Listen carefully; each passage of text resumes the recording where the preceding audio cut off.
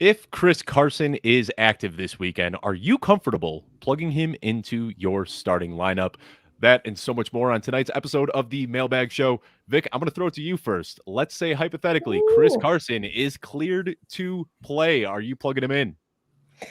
Oh, goodness. Let's start with saying that Pete Carroll has given us some really wonderful information. He said that Chris Carson's status for Sunday will be determined by how he makes it through the week of practice. Thank you so much, Pete, for that solid information. He did, however, say Chris Carson is no longer experiencing any neck discomfort. Obviously, we have to monitor his status throughout the week. So that being said, if Chris plays, matchup against Green Bay, they're middle of the pack against running backs.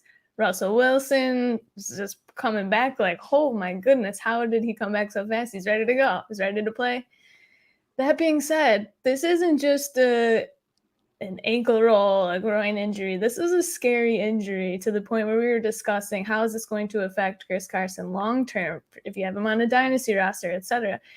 This Chris Carson is one player I don't think I'm comfortable slotting right back into my lineup, kind of like David Montgomery this last week. I said, I think I'm good to go. I don't trust Pete Carroll. I know, Dave, you don't either. You'll get into that. But I'm guessing they ease him back in more than like we saw David Montgomery just come right back. So I'm not playing him. We've gone without him this long. I'm going to see what happens. I'm with you. Troy, what are you doing? Are you playing Chris Carson, or are you just going to stash him and see how this shakes out? Okay, you know what? So let me give the flip side argument, right? So, right, our trust in Pete Carroll's a little, it's a little iffy, but let's break it down like this. He's been on IR for quite some time, right? So he hasn't been practicing. He's been activated if he's practicing. We've seen that when Chris Carson is on the field, he's treated like a workhorse, like regardless, right? He could like break his leg the previous week, and if he's playing, if he's starting, he still gets a full workload, right? He's one of those weird running backs. And Pete Carroll, when he's on the field, they run Chris Carson into the ground. So I'm thinking that if he's truly going to be active for this Sunday's game, and granted, it obviously depends on your choices, but I might play him. I think I might be confident playing him. Look, he hasn't been practicing. But look, he's been recovering. He's recovering. Hopefully, if they're going to put him out there, he's recovered enough to handle a workload. So I believe I'm going to take the opposite side. I think I would play him because Pete Carroll, again, the way he uses Chris Carson is like a workhorse. So I think I would play him.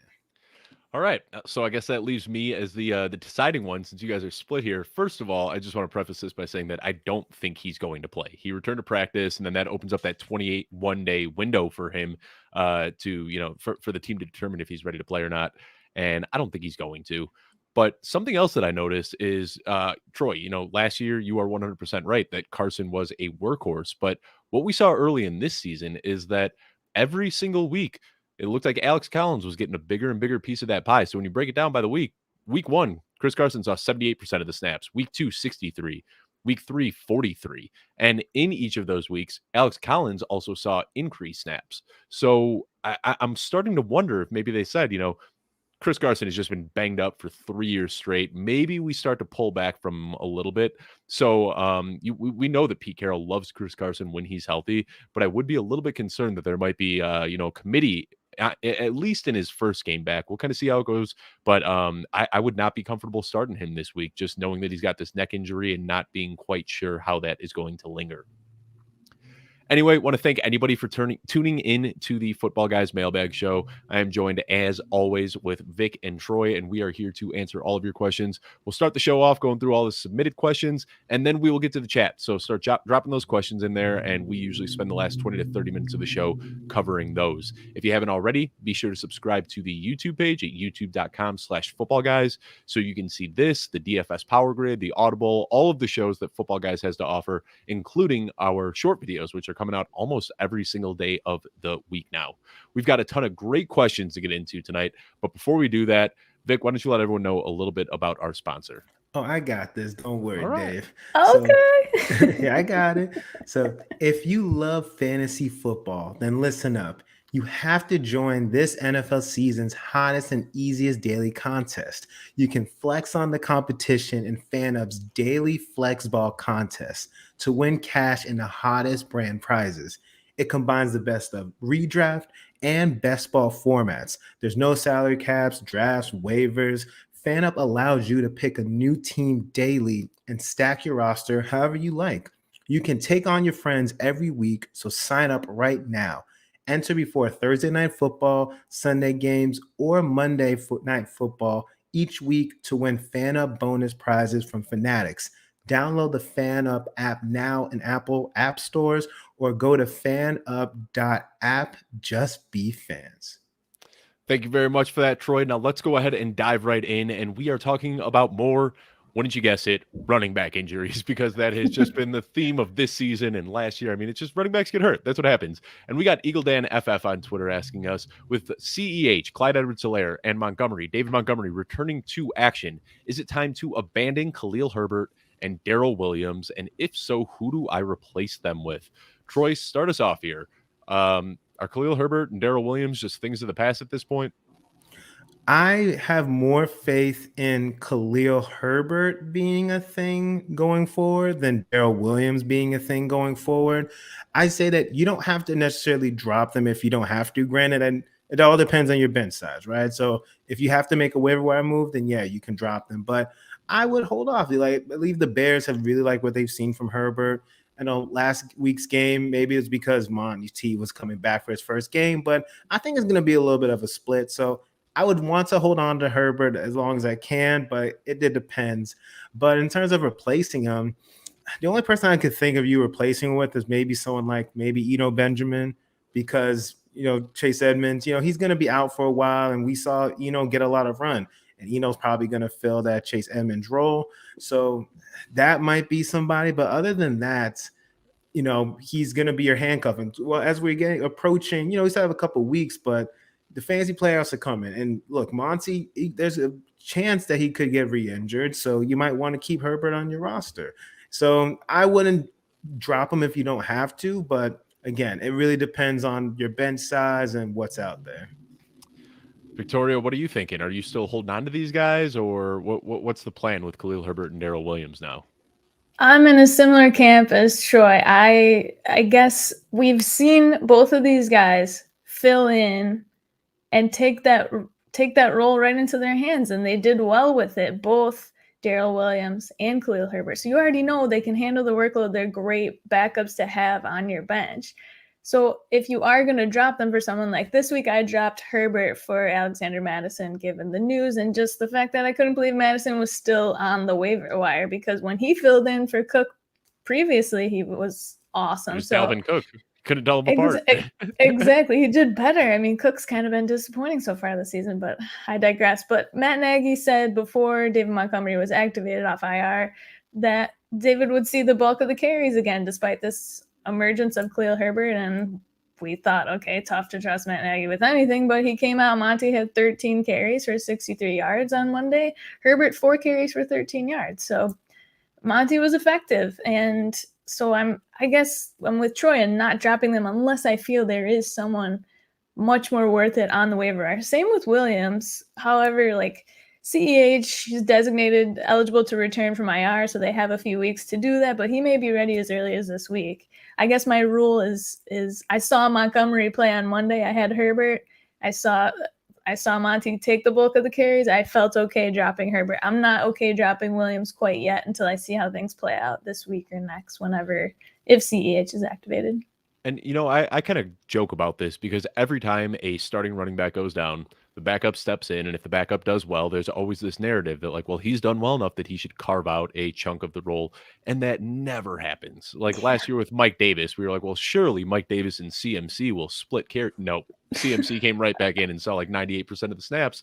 And as a Bears fan, I thought that this situation in Chicago was actually going to be one of those very rare situations where Khalil Herbert did play well enough. I mean, PFF was grading him as the best rusher. He had the most rushing yards over a 3-week span. He looked phenomenal, but then he was relegated to 4 carries when he came back. So that being said, though, I mean, what are you going to drop these guys for? Just another handcuff? We already have seen the value that Khalil Herbert and Darrell Williams have if something happens to Monty or CEH. So unless somebody like Alexander Mattison or AJ Dillon is on your waiver wire, I think you're best off holding these guys because they are in that elite tier of handcuffs if something were to happen to their starting counterpart.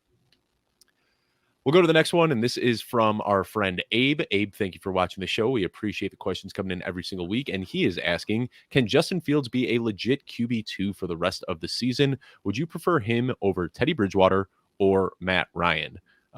Troy, before you answer this question, I think there was a mistake here. I think he meant to say, is he a legit QB1? But, I don't want to put words in his mouth, but we'll go right ahead, Troy. How are we feeling about Justin Fields going forward after he has been on a tear for the last couple weeks? Yeah, so QB2, I think we're all in agreement. Yeah, he's a fine QB2.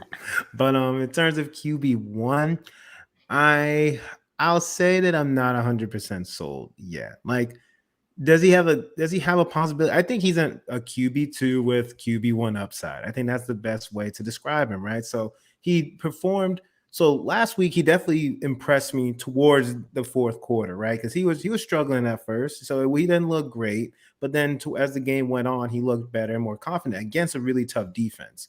And the week before, he looked really good against the 49ers. And it's all about his rushing, right? So but he looked pretty good as a passer, especially towards the end of the game against a really tough defense and the Steelers. So there's optimism. I do prefer him over guys I prefer him over Matt Ryan. I think, like Matt Ryan's had his games, but I think I would take Justin Fields over Matt Ryan, probably over Teddy B2. So yeah, I think the upside that Justin Fields provides you, I think is a greater upside than Teddy B and Matt Ryan. So I think I would take him over both of them. Yeah, I'm taking Justin Fields over both of them as well. Vic, how do you feel about this? I was just looking up stats. Fields was QB 32 overall through week 6. Week 7 through 9, he's QB 10 overall. So I'm about to see a smile on Dave's face, right? I am with Troy as well. I guess I don't think I prefer him to Teddy Bridgewater, only because I would to Matt Ryan because of that rushing upside. He made some big time throws, came back from that deficit in Monday's game. Like Troy said, you can see him improving every single week, and it's been really fun to see him get into some kind of groove. He has some tough opponents coming up. They're not necessarily the scariest of defenses, but I'm definitely excited to see how he adjusts and improves with the stretch. It's Baltimore, Arizona, Green Bay, Minnesota, and Seattle are some of those matchups. So those will be really interesting to see. Teddy is QB 15 on the season. I think I'm still sticking with Teddy for this question. Matt Ryan crushed it last week, but he's just been like either high upside like last week or just bottom of the barrel. So he's a little harder to trust. At least we've seen Justin be, as I already said, QB 10 up to this point. He's only going to get better. Hopefully they start using him with rushing. So I'd take him over Matt Ryan, not Teddy. Yeah, and I mean, he rushed for 100 yards just a couple of weeks ago, and then he was really putting his arm on display in that game against the Steelers. So I've got him as a QB1 for the rest of the season. I mean, he has made tremendous strides every single week. And the one thing you just can't help but notice, like when you watch him, it reminds me of watching, like Deshaun Watson as a rookie, Cam Newton as a rookie, where he is just like, you can't take your eyes off of him. He is the most athletic person on the field. It just seems like there's a big play waiting to happen every single time he touches the ball. So I've got him slotted in as QB 10 to 12 for the rest of the season. I haven't really adjusted those yet this week, but I'd consider him a legit QB1 going forward until he gives us any reason not to believe that. The next question comes in from Twitter as well, and this is from You Got Time 31. Which running back do I add, and not just a 1 week flex, but for the season? Dearness Johnson, Devin Singletary, Kenyon Drake, Brandon Bolden, or Mark Ingram? Vic, start us off here. Which one do you think has the most upside for the rest of the season that you would prefer to roster? This is a difficult question. So it's funny that the question was prefaced with not just a 1 week fix, because 4 out of these 5 guys have the potential to be your 1 week fix for week 10. Dearness Johnson might fill in for Nick Chubb, Kareem Hunt, etc. They're all on the COVID list. Hunt is still injured. Devin Singletary could fill in for Zach Moss. Moss is in concussion protocol. Brandon Bolden dealing with the same thing. His teammates are in concussion protocol for the Patriots. Kamara did not practice today for the Saints. Ingram could have a little bit more of a workload. So all of those guys could potentially be a nice 1 week fix. I don't really know about their value after that. Kenyon Drake, what he's been doing in PPR formats is pretty crazy the last couple of weeks. His receiving lines the last couple of weeks, 2 for 39 and 1, 3 for 10. He had 6 for 70 yards last week, 6 receptions for 70 yards. He's crushing it. I don't know if it's sustainable, but I think I would take Kenyon Drake out of these guys because of the long term. If you're looking for that 1 week fix, I'm going Dearness Johnson because of that incredible upside. But yeah, I'm liking what Kenyon Drake's been doing here. And this is specific to PPR leagues, I want to point out. In standard leagues, probably not leaning towards Kenyon Drake, but what he's doing in PPR is certainly something to keep an eye on.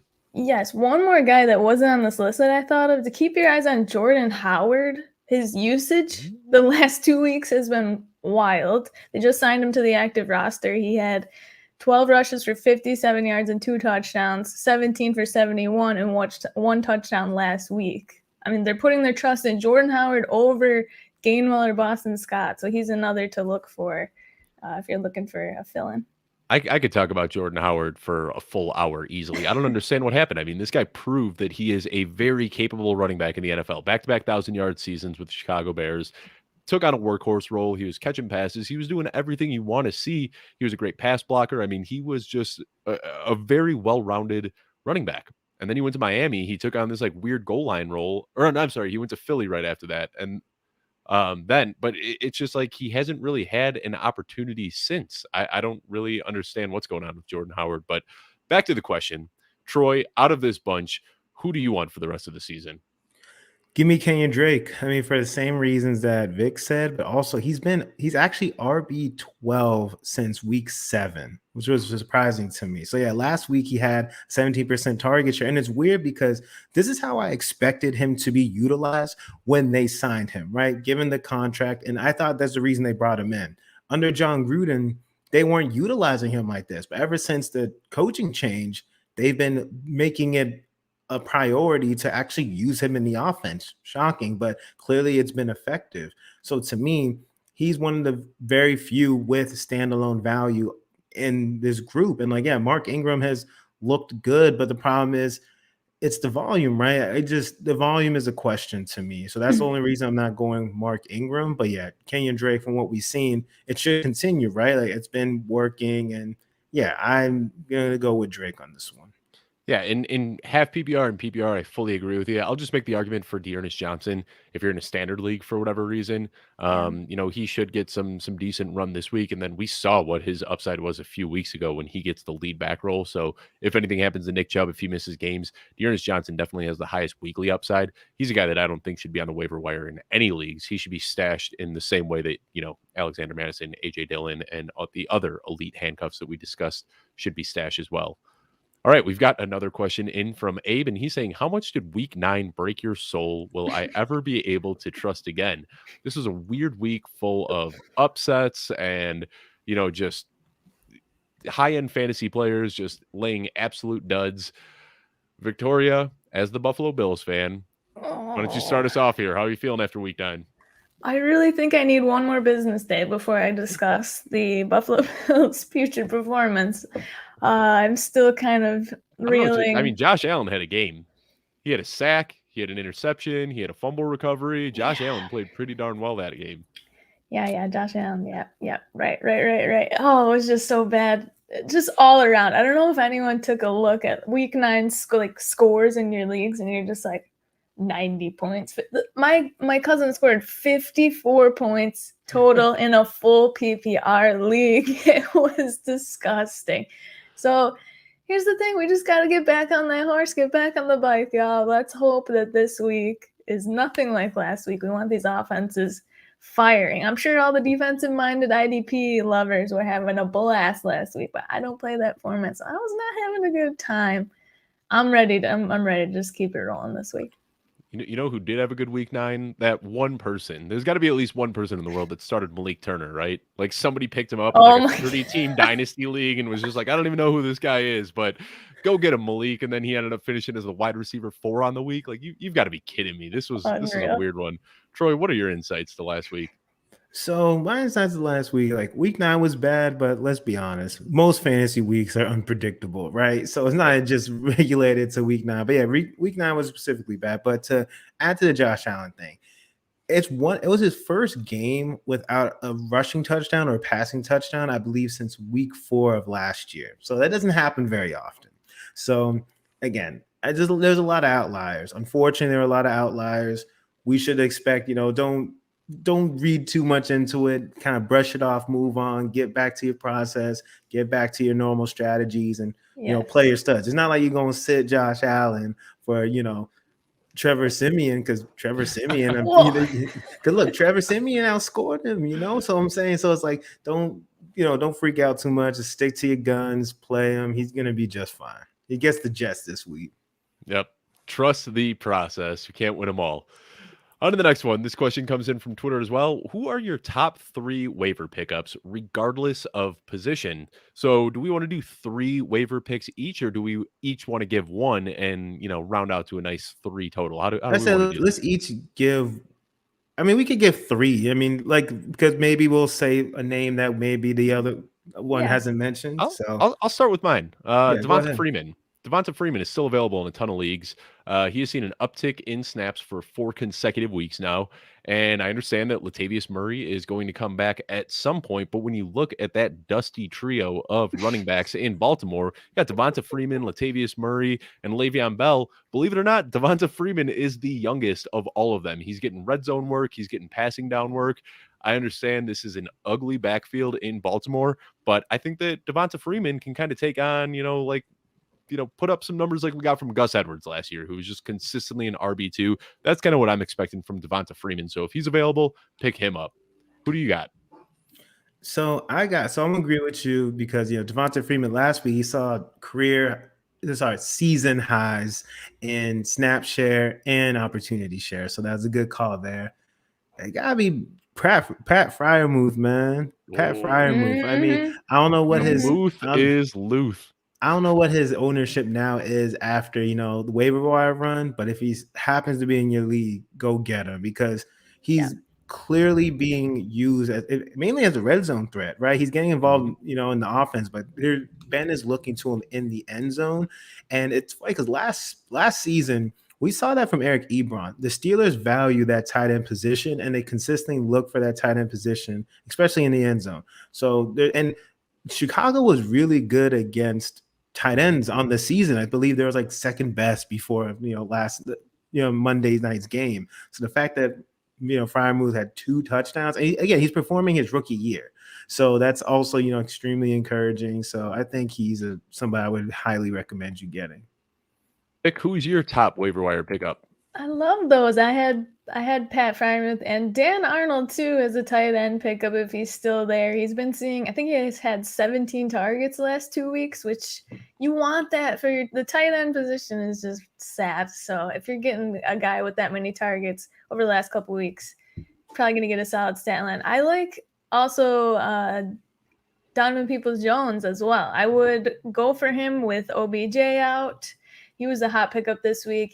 I think I'd even drop Jarvis Landry for him. He just seems to have that connection with Baker, and Baker doesn't have a connection with many people, let me tell you. So I think I would pick him up. I also we've already talked about this, make sure, because the fantasy playoffs are quickly approaching, if you're 8-1, 7-2, 6-3, that kind of record, just start getting your bench together with those high upside running backs. Make sure you have your handcuffs for your own starting running backs, or get guys like Dearness Johnson, we mentioned, Alexander Madison, etc. Start looking ahead to the playoffs. And Dave and I discussed today, Tennessee defense, if you still have defenses in your league, their upcoming schedule: New Orleans, Houston, New England, then a bye, Jacksonville, Pittsburgh, San Fran, Miami. It's very, very, very good. So, and I will preface this with the fact that I did start Dallas defense and the Colts defense last week. That gave me 2 big goose eggs, so take it with a grain of salt. But I'm hoping the third time's the charm here. We get some good points from Tennessee. I'm with you. This Tennessee defense has been really looking good. Mike Vrabel's got those guys playing.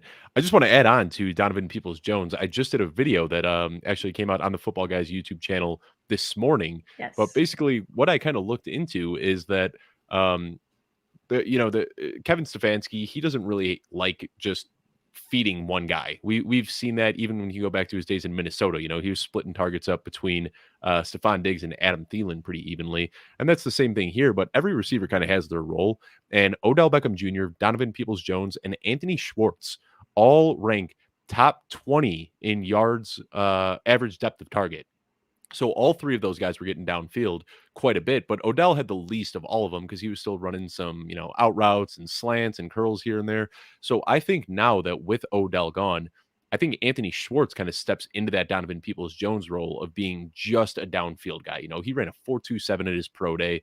This guy can just fly down the field. And I think that what we're going to start to see is different utilization of Donovan Peoples-Jones. He's been putting up monster points, but they've just been on big, huge touchdowns down the field.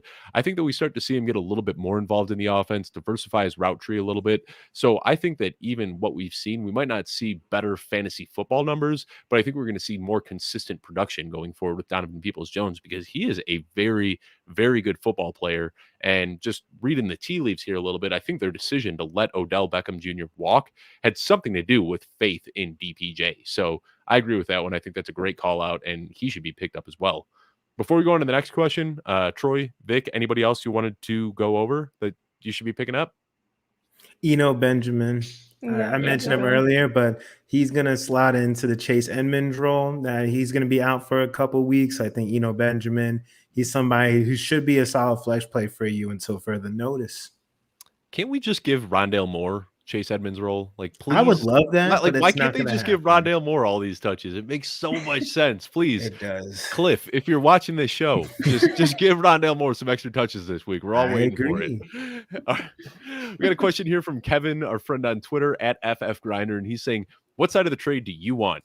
Barkley, McLaurin, or Adrian Peterson, Chase, and Mooney? Current running backs are Darrell Henderson, Khalil Herbert, Tony Pollard, A.J. Dillon, and Adrian Peterson. Wide receivers are Devontae Adams, Jamar Chase, Rashad Bateman, Darnell Mooney, CeeDee Lamb, and Stephon Diggs. So this is a team that is very strong at receiver, not so strong at running back.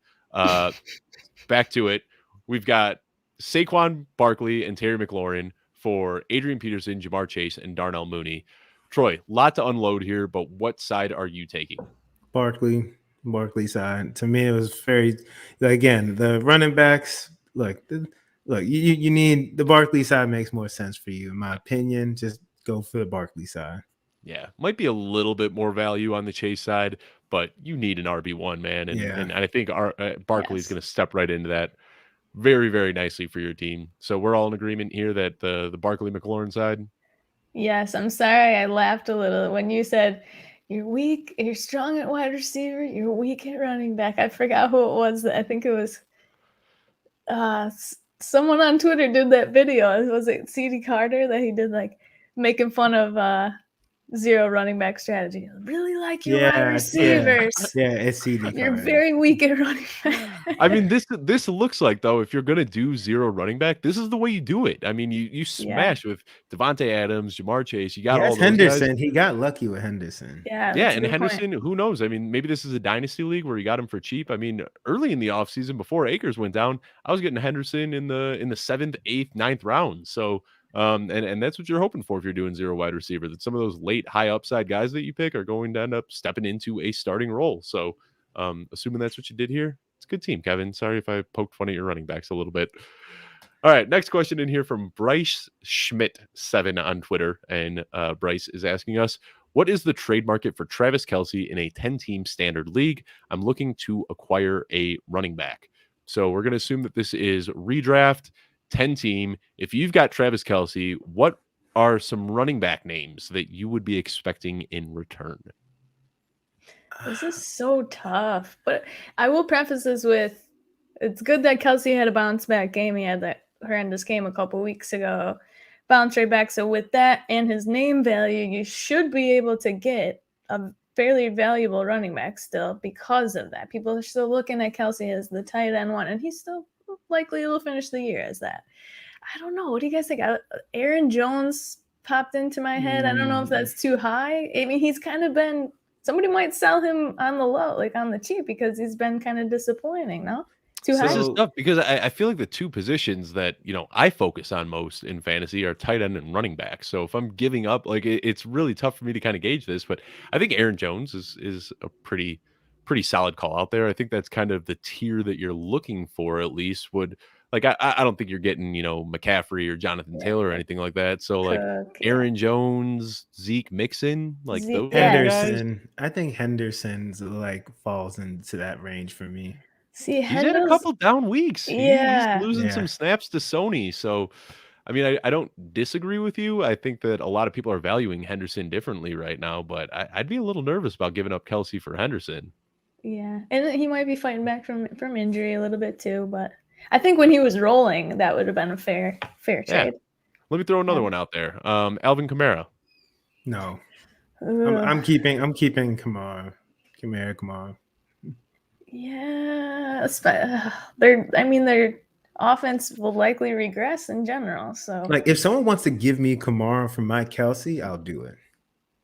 Yeah, Gotcha. and then you just stream tight ends after that. I mean, I probably will. All right, let me throw one give more me, name out give there. me Pat Fryermuth. Give me There you go. a Yeah. Okay. I like it. Let me throw one more name out there. Nick Chubb. Oh, he looked so good last week. He did. How about that 30-yard reception too, a career high? We were just sitting here knocking him last week for not doing anything in the passing game, and then he runs 30 yards downfield and catches a pass. I like that actually. That's a good. Chubb is good. A good comp here. I would trade Kelsey because again Chubb. for Chug, especially if Kareem Hunt's gonna be out for a while. Look, and I think he saw like a really high opportunity. I think he saw a really high opportunity share because it's Darren Johnson. Darren Johnson's not Kareem Hunt, so he's pretty much being a workhorse right now. All right, I know I said one more name, but I had another one pop into my head. DeAndre Swift. Ooh, I would trade Kelsey for DeAndre Swift. I would. Oh, all right, I Bryce. get worried. On Swift. Besides the last game where for some reason it was the perfect game script for Swift and he disappeared, he has been amazing. I would do it. Yeah, I mean, he gets the red zone looks, he gets targets, he gets everything you want to see in a running back. He gets those valuable touches. So Bryce, if you're watching, he's had 3 top 12 weeks though. Even though he's overall on the season, he's has a high RB ranking. I think he's only been a top 12 running back. But he has a safe floor. He has a safe floor, and he has the upside. I want to look into that. Yeah, because I don't think I'd be shocked. Outside of last week, I feel like he's finished at least top 20 every single week. I'm gonna look at those numbers after the show because I feel like he has provided a pretty high floor and a high ceiling. Yeah. I'll look into this. So Bryce, if you're watching, I think what you do is you go send out offers for Nick Chubb, Ezekiel Elliott, Aaron Jones, Joe Mixon, DeAndre Swift. I think those are the guys that realistically would be a pretty solid return. And you know what? Why not throw offers out there for Kamara too and see if it happens? The worst they could say is no. Yeah. Absolutely. All right. Got 2 questions left, and then we'll get to the chat. Already seeing a ton of questions coming in the chat, so keep dropping them, and we'll get to them in just a bit. This one comes in from Twitter as well, and Nathan is asking us, trying to buy low on Mike Williams and sent a trade with Damian Harris and Jarvis Landry. So I guess, I mean, I don't know if that's buying low on Mike Williams, giving up Damian Harris and Jarvis Landry. I feel like that's asking quite a bit, especially after Mike Williams has had 3 straight stinkers. Makes me so sad. I was so excited for that start to the season, guys. It would be a buy low if this was week 3. This was week 3, this would be considered a buy low because Mike Williams was the superstar. He was the wide receiver. Besides Cooper Kupp, Mike Williams was the wide receiver everybody wanted. But going into week 10, just like Dave said, he for some reason, he's been an afterthought. He hasn't been doing what he was doing in the beginning. So, and Damian Harris has been hot. He's scored, I think, 3-4 weeks in a row or something along those lines. A super juicy playoff schedule too. Yeah, and he's clearly the workhorse, and they continually go to him in the red zone on the goal line. Oh, this isn't buying low. 5 straight games for Damian Harris with a touchdown. 5. See, unbelievable. Wow. See, when I think of Mike Williams, all I can hear in my head is that Dennis Green. They are who we thought they were. Like that's Mike Williams. He is who we thought he was. Like he tricked us for the first couple of weeks, and I was so excited. Like I'm a huge Mike Williams fan, but he's had what I think 2 targets in 3 straight games or 3 targets, something. But what happened? Is it injury? Are they being quiet about him coming back from the injury a couple weeks ago? So it could be that, but what I've noticed is that his average depth of target has changed. We heard in the offseason, Joe Lombardi was saying, hey, he's going to take on that X receiver role. He's going to be the Mike Thomas of this offense. And that's what he was to start the season. Like he was running all those routes. And then for whatever reason, his ADOT just went through the roof. Rather than seeing those 8-9 yard routes where he was just, catching a ton of balls, they started sending him 15 to 18 yards down the field again. And he has just been relegated to the same role that he had through his first 4 years in the league. I don't understand why. I don't, like you said, it could be his injury, but for whatever reason, he is not running short routes anymore. He is being used as a downfield threat again, which makes him but kind of like a boomer bust wide receiver 3, like he's been for the last 4 years. I'm curious because who else is going to take on that role, right? So like Keenan Allen, he wouldn't take on that role, the X receiver role. Jalen Guyton, he's not scaring anybody. So maybe that's one of the reasons they put him there, maybe to open up the offense. And Keenan Allen and Austin Eckler could benefit from, okay, Mike Williams, you take this role. This opens up the rest of the offense for everybody else. Because again, Jalen Guyton going downfield ain't scaring nobody. So maybe that's one of the reasons why they decided to, put him back in that position, even though it sucks for fantasy. Maybe that's something that's played a part in it. You know who's been seeing an increase in looks on those short and intermediate routes? Donald Parham. He's been work scoring too. Yeah, he's been scoring. So maybe that's it. Maybe they're just getting more faith in Donald Parham to run those short routes, and they're sending Mike Williams down the field. Get that guy out of here. I mean, you can't deny it. He's not balling out, but yeah, I mean, he's seen, more than one target in 4 straight games, which was more than we could say about him to start the season. Oh my gosh, it's worse than I thought. Mike Williams, week 6, 2 for 27, week 8, 2 for 19, week 9, 2 for 58. And most importantly, 0 touchdowns. I know. It was terrible. It's funny that this is the question that's being posed because just a few weeks ago, somebody offered me Mike Williams for my Damian Harris. And by the time I saw the notification, I went to accept it, and he had already withdrawn the offer. And I was kicking myself, but a few weeks down the road, I'm kind of happy that he pulled that one off the table. All right, last question here, and then we get to the chat. We've got our friend Shane Barrett asking us, what would you offer to acquire Marquise Brown? Would Courtland Sutton and a second-round pick do it? So we're talking dynasty here. Marquise Brown, would you give up Courtland Sutton and a second to get Marquise Brown? Is that something that you think might get accepted? Troy, what are you thinking? I think it should get accepted. I mean, how much more? The thing is, like right now, Marquise Brown is really hot. He's one of the hottest receivers in the league.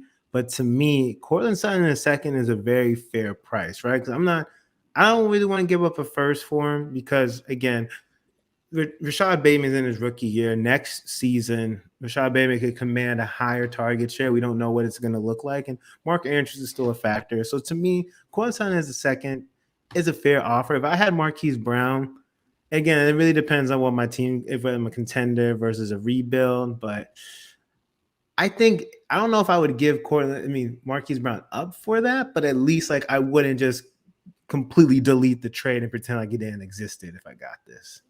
And something else that I feel like a lot of people aren't really talking about all that much, but Courtland Sutton's a free agent after this year too.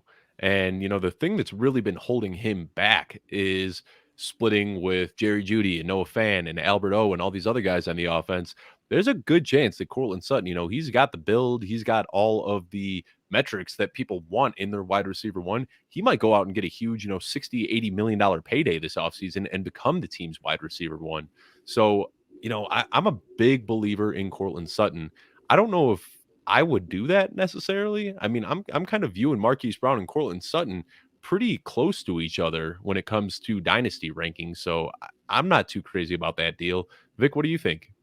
It's funny. I think someone responded to this tweet saying they made this exact trade this past couple of weeks, which was really awesome to see. You can argue exactly what you guys said. Both Brown and Sutton, they've got Bateman and Jeudy emerging to take these looks away. And Judy's Judy's there already, getting a ton of targets. Bateman's inching his way there. It's eventually going to happen, likely next year. I like the Ravens offense a bit more. Dave makes a fantastic point to say, don't lock yourself into the viewpoint of Courtland Sutton's going to be on the Broncos for, the next couple of years. He's likely going to be leaving. So I think what I would do, though, is try Sutton for Brown straight up first, and then go from there in the negotiations. Yeah, I like that. And also, let's just, shout out Marquise Brown. This dude, everybody had written him off as a bust. And not only is he really stepped up, but this whole Ravens team is just like completely revamped. I just looked at it today. Lamar Jackson had averaged around 22 pass attempts per game for his first 3 years in the league. He's averaging 33 pass attempts per game this year. He's averaging over 100 yards passing per game, more than he had previously in his career. I mean, this is suddenly just like this high-flying passing attack from the Raiders that I don't know. I love it. I thought they'd start throwing a little bit more, but this has been absolutely mind-blowing the way that they have just completely rebranded themselves. All right, it is time to go to the chat. I have a ton of comments to dig through here. So, Troy, while I'm looking at all of these comments, why don't you go ahead, tell everybody why they need to sign up for the Football Guys daily email update. Of course. Well, you need to sign up for the Football Guys daily email update if you aren't already. Every day, Joe Bryant will bring you all the latest from Football Guys, news, transactions, rumors, and all the articles and shows from the Football Guys staff. So go to footballguys.com today to sign up. Thank you very much, Troy. All right, let's go ahead and get right into it. First question here from Bean Productions. He is asking us, help me out quick, please. Rashad Bateman, Cole Beasley, or Emmanuel Sanders in PPR? I'm not confident with Beasley's rib injury. Might pull the trigger on Bateman. I'm just going to kind of pick up where I left off right before the break here and say that this Ravens offense is very different than the offenses we've seen in the past. I think that they're going to be able to support Marquise Brown as a wide receiver 1, Mark Andrews as an elite tight end 1, and Rashad Bateman as a serviceable wide receiver 2. So I'm kind of torn between Bateman and Emmanuel Sanders here, but I think it's kind of a coin flip between the two. What are you guys thinking? I agree. I'm going to go Sanders. I think he's actually, if I'm not mistaken, I think he's actually either running more routes or playing more snaps than Diggs. Like he's outdoing Diggs in a couple different statistical areas, surprisingly. But I think I'm going to go Sanders. I just believe that, Josh Allen bounces back this week against the Jets. And again, Emmanuel Sanders is getting some solid looks. And I like Bateman, and he has a great matchup against Miami, but he's going to be the third option on the team, where at least Emmanuel Sanders at worst should be number 2, especially with Beasley's injury. So I'm going to go Sanders. Troy, I had to look this up. 4 straight weeks, Emmanuel Sanders has outsnapped Stephon Diggs for 4 straight weeks. Yeah. When you said that, I was like, what are you talking about? And I just looked it up. My mind is blown right now. I know. It's insane. I think I'd go Sanders too, though. Troy, Bateman's playing your Dolphins. What do you think? He'll have a nice, or is it going to be another Thursday night slugfest here? I think it's going to be about Xavier Howard. I think Xavier Howard's a pretty good matchup on Rashad Bateman. Just being like a more physical corner. I don't think that he's going to stay on Marquise Brown as much as he will on Bateman. So I guess that's the one area where you can be a little bit concerned. But man, we saw Bateman. He was just cooking. Oh my gosh, I'm drawing a blank. Who's the cornerback in Ravens? On the Ravens, we saw it in camp. Oh, yeah. Humphrey. Yeah, where he was just cooking Marlon Humphrey in camp. So, I mean, it's going to be a challenge for him, but I think Bateman could step up to it. Look, both of them are good plays, but I just think Emmanuel Sanders, like we said, he has more upside, I think, with Josh Allen in the offense against that opponent. Again, he could be either first option or second option compared to Bateman, which I think he's going to be the third. So that's the reason I'm going to go like that. All right. On to the next one. We got a question here from Brady Watts saying, should I do this trade in PPR? I get Deontay Johnson and Kenny Gainwell. I give up Terry McLaurin. This is a landslide for me. Yes. Deontay all day. We appreciate you watching the show, Brady, but close out of the show, open up your platform, and accept that trade right away. If you're getting Deontay Johnson, you're getting yourself a bona fide wide receiver 1. All right, on to the next one. Adam is asking us, I traded Carson away and Zach Moss So Carson and Zach Moss for Jamar Yes. Chase. I have Chubb handcuffed. All right. So Chris Carson and Zach Moss for Jamar Chase. We're assuming this is Yes. redraft. Absolutely. What side do you prefer? The Jamar Chase side. Easily Easily for me especially as well. with Carson and Moss being, well, Moss is in concussion protocol. But either way, even if they were both healthy, I'm jealous of you, man. Yeah, I'd be happy to get Chase. All right, on to the next one so we can see Troy's face again here. Adam's also asking us, this is an add-on to the last one. I have Wilson and Burrow as my QBs in a super flex. Great job, Adam. Congratulations on getting Jamar Chase. Next, you stacked it with Burrow. That's what I was saying. Ooh, that's hot. All right. I will. Question. Oh, yeah. Go ahead. Go ahead. Sorry. I was gonna say. I just remembered I had someone tweet at me for a quick start sit. It's at T Cook NFL. He says Marvin Jones versus Indy or Bateman versus Miami, half-point PPR.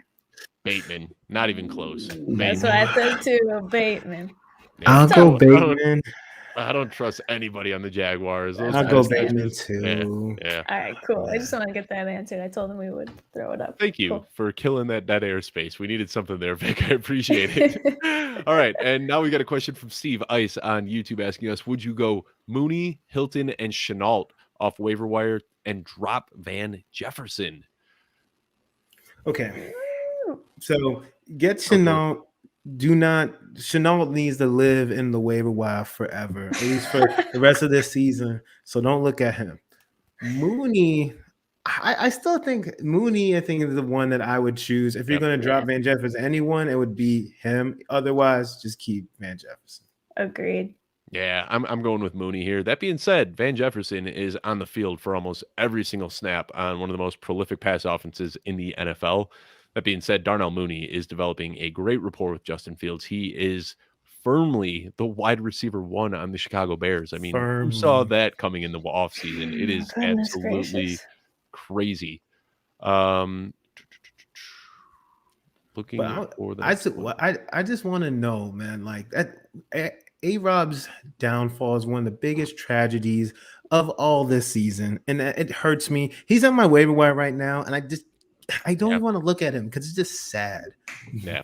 And, I was just reading a report a couple days ago that, obviously he hasn't been happy with the Bears for a long time. He wanted out last year, and then they franchise tagged him. And I never understood that, bringing somebody back on a franchise tag when they clearly don't want to be with the team.